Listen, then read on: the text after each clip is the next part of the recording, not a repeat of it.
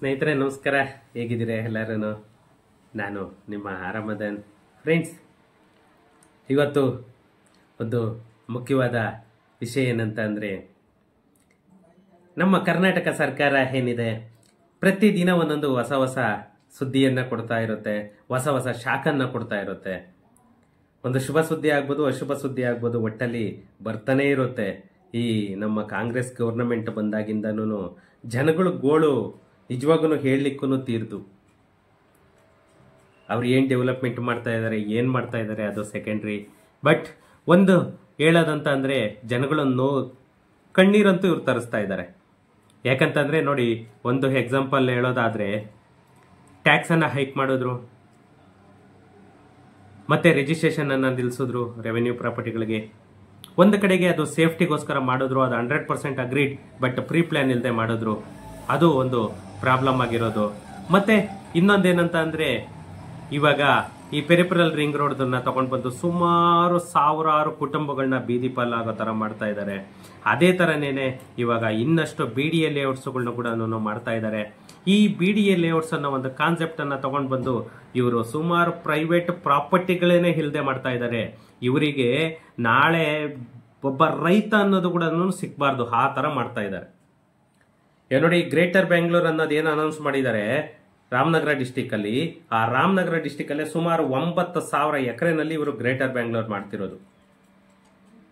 ಆ ಗ್ರೇಟರ್ ಬೆಂಗಳೂರು ಅಂತ ಅನೌನ್ಸ್ ಮಾಡಿ ಸಿಟಿ ಡೆವಲಪ್ಮೆಂಟ್ ಮಾಡ್ತಾರ, ಇಲ್ಲಿ ಜನಸಂಖ್ಯೆಯನ್ನ ಕಡಿಮೆ ಮಾಡ್ತಾರ, ಇಲ್ಲಿ ಜನಸಂಖ್ಯೆಯನ್ನ ಹೊರಗಿದ್ ಮಾಡ್ತಾರ. ಅದಲ್ಲ, ಇವರು ಒಂದು ಟೌನ್ಶಿಪ್ ಅಂತಂದೇಳಿ ಒಂದು ಪ್ಲಾನ್ ಮಾಡ್ಕೊಂಡಿದ್ದಾರೆ. ಆ ಟೌನ್ಶಿಪ್ಗೆ 9,000 ಎಕರೆನ ಅಕ್ವೈರ್ ಮಾಡ್ಕೊಳ್ತಿದ್ದಾರೆ. ಪ್ಲಸ್ ಇನ್ನೊಂದು 6 layout, Kanakapura road, Bannerghatta road ಮತ್ತೆ ಹೊಸೂರು ರೋಡಲ್ಲಿ ಒಂದಷ್ಟು ಲೇಔಟ್ಸ್ ಮಾಡ್ತಿದ್ದಾರೆ.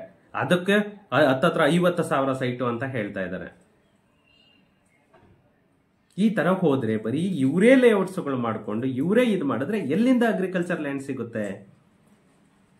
ಇನ್ನು ಇವ್ರು ಮಾಡ್ತಾ ಇರೋದ್ರಿಂದ ಅಗ್ರಿಕಲ್ಚರ್ ಗ್ರೀನ್ ಝೋನೇ ಇಲ್ದಿರ ಆಗೋಗ್ಬಿಡುತ್ತೆ. ಬೆಂಗಳೂರು ಅಕ್ಕಪಕ್ಕ ಎಲ್ಲ ಎಲ್ಲೋ ಝೋನೆ. ಇವ್ರು ಯಾವಾಗ ಈ BDA ಅಂತ ತರ್ತಾರೆ ನೋಡಿ, ಇದೊಂದು ಜನಗಳಿಗೆ ಯಾವ ತರ ಆಗ್ತಾ ಇದೆ ಅಂದ್ರೆ, ಗ್ರೀನ್ ಝೋನೇ ಇಲ್ಲದೆ ಆಗುತ್ತೆ. ಅವಾಗ ಏನಾಗುತ್ತೆ, ಆಟೋಮೆಟಿಕ್ ಡೆವಲಪರ್ಸ್ಗಳು ಕೂಡ ಒಂದು ಬೆನಿಫಿಟ್. ಇದು ಡೆವಲಪರ್ಸ್ ಕೂಡ ಬೆನಿಫಿಟ್ ಇದು. ಇಲ್ಲ ಅಂತಂದ್ರೆ ಅವರು ಝೋನ್ ಚೇಂಜ್ ಮಾಡಬೇಕು. ಯಾಕಂದ್ರೆ ಗ್ರೀನ್ ಝೋನ್ ಇದ್ರೆ ನಿಮಗೆ ಕನ್ವರ್ಷನ್ ಕೊಡಲ್ಲ, ಅದನ್ನ ಎಲ್ಲೋ ಝೋನ್ ಆಗಿ ಕನ್ವರ್ಟ್ ಮಾಡಿಸ್ಬೇಕು.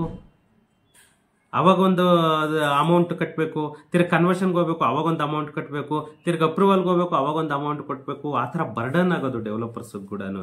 ಇವಾಗ ಇವ್ರು ಮಾಡ್ತಾ ಇರೋದ್ರಿಂದ ಅದೆಲ್ಲನೂ ಎಲ್ಲೋ ಝೋನ್ ಆಗಿ ಕನ್ವರ್ಟ್ ಆಗುತ್ತೆ. ಇವರೇನೇನೆ 9,000 ಎಕರೆನಲ್ಲಿ ಮಾಡ್ಬೇಕಾದ್ರೆ ಇನ್ನು ಪ್ರೈವೇಟ್ ಬಿಲ್ಡರ್ಸ್ಗಳು ಇನ್ನು ಎಷ್ಟು ಎಕರೆ ಮಾಡಬೇಕು? ಯಾವ ಅಗ್ರಿಕಲ್ಚರ್ ಲ್ಯಾಂಡ್ ಇರುತ್ತೆ ಅಲ್ಲೆಲ್ಲನೂ? ಅಗ್ರಿಕಲ್ಚರ್ ಲ್ಯಾಂಡ್ ಅನ್ನೋ ಮಾತೇ ಇಲ್ಲ ಬೆಂಗಳೂರು ಅಕ್ಕಪಕ್ಕದಲ್ಲಿ. ಇನ್ನ ರೂರಲ್, ಇವಾಗ ರೂರಲ್ ಅಲ್ಲೂ ನೋಡಿ, ನೆಲಮಂಗಲ ಹತ್ರ ಸೋಲ್ದೇವನಹಳ್ಳಿ ಅಕ್ಕಪಕ್ಕದಲ್ಲಿ, ಇಲ್ಲಿ ಚಿಕ್ಕಬಳ್ಳಾಪುರ ಸೋಲ್ದೇವನಹಳ್ಳಿ ಅಲ್ಲ, ನೆಲಮಂಗಲ ಹತ್ರ ಇರೋ ಸೋಲ್ದೇವನಹಳ್ಳಿ ಹತ್ರ ಸುಮಾರು 5,000 ಎಕರೆಯನ್ನ ಗುರುತಿಸಿದ್ದಾರೆ. ಅದು ಏನಕ್ಕಾಗಿ ಅಂತ ಅಂದ್ರೆ 2ನೇ ಏರ್ಪೋರ್ಟ್. ಇದು ಕೂಡ ಜನ ಕನ್ಫ್ಯೂಸ್ ಮಾಡ್ಕೊಂಡು ಎಲ್ಲನೂ ಇದ್ ಮಾಡ್ಕೊಳ್ತಿದ್ದೀರಾ. ಇವರು ಹೇಳಿದ ತಕ್ಷಣನೇನೆ ಎಲ್ಲ ಆಗುತ್ತೆ ಅನ್ಕೋಬಿಡಿ. ಯಾಕಂತಂದ್ರೆ ಕುಮಾರಸ್ವಾಮಿ ಅವರು ಬಿಡ್ದಿ, DK ಶಿವಕುಮಾರ್ ಅವರು ಈ ಕಡೆಗೆ ಯಾವುದು ಕನಕಪುರ ರೋಡಲ್ಲಿ, ಮಿಕ್ಕದವರೆಲ್ಲನೂ MB ಪಾಟೀಲ್, ಪರಮೇಶ್ವರ್ ಅವರೆಲ್ಲರೂ ಈ ಕಡೆ ತುಮಕೂರು ರೋಡಲ್ಲಿ. ಆಕ್ಚುಲಿ ಇವಾಗೆಲ್ಲನೂ ಟಾಕಿಂಗ್ ಬರ್ತಾ ಇರೋದು ಶಿರಾ ಹತ್ರ ಮಾಡಬೇಕು ಅಂತ. ಯಾಕಂದ್ರೆ ಬೆಂಗಳೂರು ಹತ್ರ ಆಲ್ರೆಡಿ ಇದೆ, ಬೆಂಗಳೂರಿಗೆ ಏರ್ಪೋರ್ಟ್ ಇದೆ, ಅವಶ್ಯಕತೆ ಇಲ್ಲ ಅಂತ ಹೇಳ್ಬಿಟ್ಟು ಶಿರಾ ಹತ್ರ ಮಾಡಿ, ತುಮಕೂರಿಂದ ಆಚೆ ಮಾಡಿ. ಯಾಕಂದ್ರೆ ತುಮಕೂರು ಡೆವಲಪ್ ಆಗುತ್ತೆ, ಶಿರಾನು ಡೆವಲಪ್ ಆಗುತ್ತೆ, ಆ ಕಡೆ ಮಧುಗಿರಿ ಡೆವಲಪ್ ಆಗುತ್ತೆ, ಈ ಕಡೆ ಚಿಕ್ಕನಾಯಕನಹಳ್ಳಿ ಇದು ಡೆವಲಪ್ ಆಗುತ್ತೆ. ರೂರಲ್ ಫೋಕಸ್ ಕೊಡಿ ಅಂತ ಹೇಳ್ಬಿಟ್ಟು ಸುಮಾರು ಜನ ಹೇಳ್ತಾ ಇದ್ದಾರೆ. ಸುಮಾರು 10 ಮೊನ್ನೆನೂ ಒಂದು 30 ಮೆಂಬರ್ಸ್ MLAಗಳು ಕೂಡ ಲೆಟರ್ ಅನ್ನ ಕೊಟ್ಟಿದ್ದಾರೆ. ಆದ್ರೆ ಇವರೆಲ್ಲನೂ ಕನಕಪುರ ರೋಡಲ್ಲಿ ಬರಬೇಕು ಅಂತ DK ಶಿವಕುಮಾರ್ ಅವರು, ಇನ್ನೊಂದಷ್ಟು ಜನ ಇಲ್ಲಿ ನೆಲಮಂಗಲ ಹತ್ರ ಬರಬೇಕು ಅಂತ ಒಂದಷ್ಟು ಜನ. ಇದಕ್ಕೆ ಏನಾಗ್ತಾ ಇದೆ, ಜನ ಇವಾಗ ಇನ್ನು ಏರ್ಪೋರ್ಟ್ ಬರ್ತಾ ಇದೆ ಅಂತ ಇವ್ರು ಯಾವಾಗ ಸುದ್ದಿನ ಹಬ್ಬಿಸ್ತಿದ್ದಾರೆ, ಇವರು ಅದನ್ನೇ ಇಟ್ಕೊಂಡು ಲ್ಯಾಂಡ್ಗಳನ್ನೆಲ್ಲನೂ ರೇಟನ್ನು ರಿವೈಸ್ ಮಾಡ್ತಾ ಇದ್ದಾರೆ. ಅವಾಗ ಏನಾಗುತ್ತೆ ಜನಗಳಿಗೆ, ಅಲ್ಲಿ ಏರ್ಪೋರ್ಟ್ ಬರ್ಬೋದೇನೋ ನಾವು ಇನ್ವೆಸ್ಟ್ ಮಾಡೋಣ, ಅಲ್ಲಿ ಟೌನ್ಶಿಪ್ ಬರ್ಬೋದೇನೋ ನಾವು ಇನ್ವೆಸ್ಟ್ ಮಾಡೋಣ ಅಂತ ಹೇಳ್ಬಿಟ್ಟು ಜನ ಕೂಡ ಮೂರ್ಖರಾಗ್ತಾ ಇದ್ದಾರೆ. ಇನ್ನೂ ಏರ್ಪೋರ್ಟು ಎಲ್ಲಿ ಅಂತ ಕನ್ಫರ್ಮ್ ಆಗಿಲ್ಲ, ಯಾರು ಕೂಡ ಇನ್ವೆಸ್ಟ್ ಮಾಡಕ್ ಹೋಗ್ಬೇಡಿ.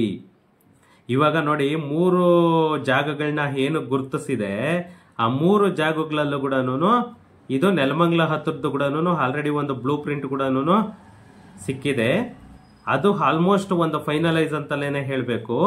ಇನ್ನ ಬಿಡದಿದು ಔಟ್ ಆಗೋಯ್ತು, ಬಿಡದಿದು ಯಾವುದೇ ಕಾರಣಕ್ಕೂ ಅಲ್ಲಿ ಏರ್ಪೋರ್ಟ್ ಬರಲ್ಲ. ಇನ್ನ ಇರೋದು ಬಂದ್ಬಿಟ್ಟು ಕನಕಪುರ ರೋಡ್ ಹತ್ರ ಒಂದು ಜಾಗನ ಗುರುತಿಸಿದ್ದಾರೆ.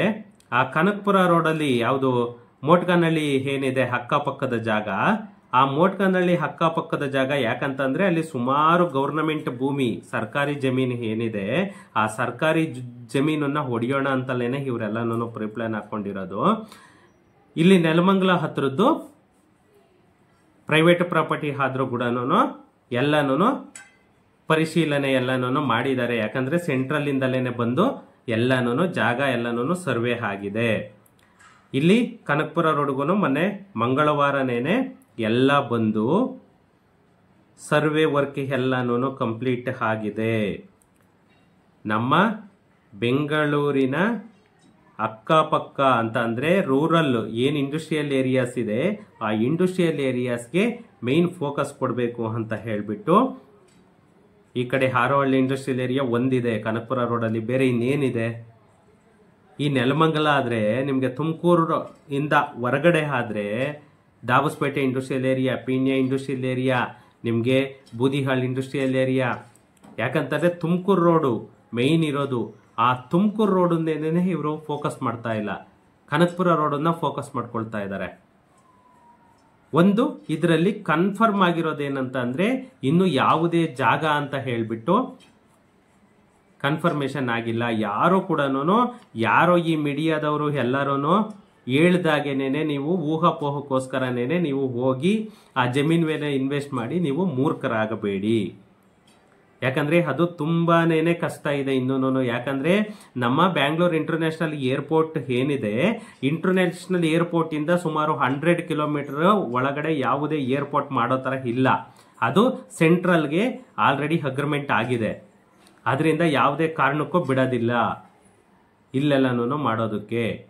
ಅದರಿಂದ ಆಲ್ಮೋಸ್ಟ್ ಕನ್ಸಿಡರೇಷನ್ ತಗೊಳ್ಳೋದು ತುಮಕೂರಿಂದ ಔಟ್ ಸೈಡು ತಗೊಂಡ್ರೆ ತಗೊಳ್ಬೋದು. ಈ ಕಡೆ ಮಾಡಬೇಕು ಅಂದ್ರೆ ಇಲ್ಲ, ಆ ಕಡೆ ಮಾಡಬೇಕು ಅಂತಂದ್ರೆ ನಿಯರ್ ಬೈ ಕನಕಪುರ ಆ ಕಡೆಗೆಲ್ಲಾದ್ರೂ ಇದು ಮಾಡ್ಕೊಳ್ತಾರೆ. 100 ಕಿಲೋಮೀಟರ್ ಒಳಗಡೆ ಇತ್ತು ಅಂತಂದ್ರೆ ಯಾವುದೇ ಕಾರಣಕ್ಕೂ ಕೂಡ ಅದು ಏರ್ಪೋರ್ಟ್ ಇದಾಗಲ್ಲ. ಎಲ್ಲೂ ಇನ್ನು ಏರ್ಪೋರ್ಟ್ ಅಂತಂದೇಳಿ ಕನ್ಫರ್ಮೇಶನ್ ಆಗಿಲ್ಲ. ಏರ್ಪೋರ್ಟ್ ಜಾಗ 2ನೇ ಏರ್ಪೋರ್ಟ್ಗೆ ನೀವು ಇಲ್ಲೇ ಬರ್ತಿದೆ, ಏರ್ಪೋರ್ಟ್ ಇಲ್ಲೇ ಬರ್ತಿದೆ ಅಂತ ಈ ಬಿಲ್ಡರ್ಸು ಬ್ರೋಕರ್ಸು ಅವರೆಲ್ಲಾನು ನಿಮ್ಗೆ ಹೇಳ್ತಾ ಇರ್ತಾರೆ. ಅದ್ರ ಬಗ್ಗೆ ಯಾರು ಕೂಡ ತಲೆ ಕೊಡೋದಕ್ಕೆ ಹೋಗ್ಬೇಡಿ. ನೀವೆಲ್ಲಾನು ಕಿವಿಗೊಡದೆ ಅದನ್ನ ಒಂದು ಸೈಡಲ್ಲಿ ಇಡಿ. ಆ ಏರ್ಪೋರ್ಟ್ ಬರೋ ಜಾಗ ಕನ್ಫರ್ಮೇಶನ್ ಆದ್ಮೇಲೆ ನಾನೇ ಹೇಳ್ತೇನೆ.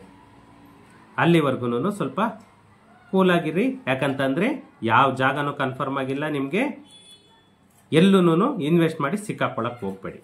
ಓಕೆ ಫ್ರೆಂಡ್ಸ್, ಸಿಗೋಣ ನೆಕ್ಸ್ಟ್ ವಿಡಿಯೋದಲ್ಲಿ. Thank you.